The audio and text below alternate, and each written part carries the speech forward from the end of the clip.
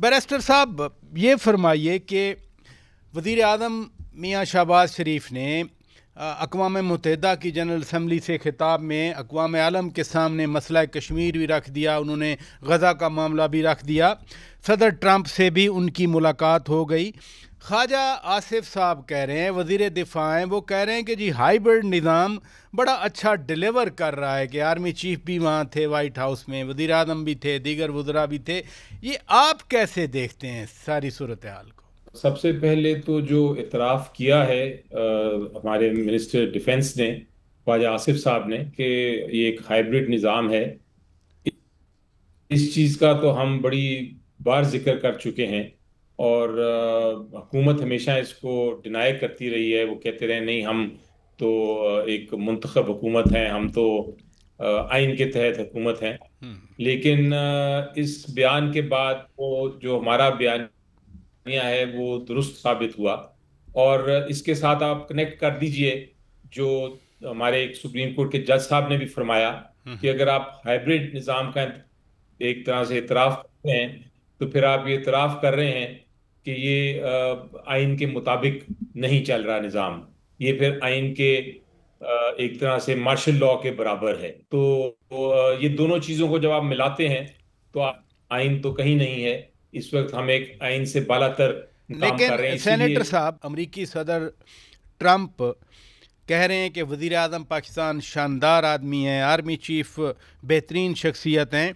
दुनिया भर में तो हमारी पाकिस्तानी हैं, ये उनकी क़यादत की तारीफ़ की जाती है, लेकिन अंदर देखें तो फिर मुल्क के अंदर ख़ास तौर पर आपके जो लीडर हैं बानी पीटीआई खान साहब, वो आर्मी चीफ को ही तनकीद का निशाना बनाते हैं। उनके मसलसल ट्वीट्स देख लें।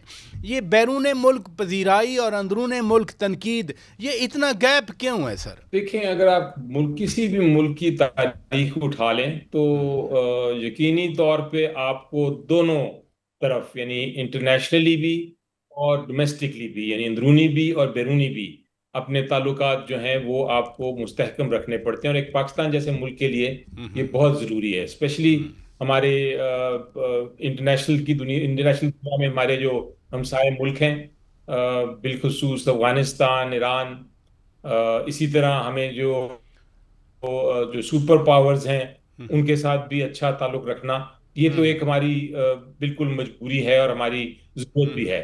इसी तरह उतना ही जरूरी है कि आपका अंदरूनी जो सियासत हो वो भी एक तरीके से चल रही हो, सियासत हो रही हो, बिल्कुल भरपूर तरीके से सियासत हो। लेकिन आपस में सियासत की ये नहीं कि दुश्मनी हो, आपकी सियासत सियासत की हद तक रहे।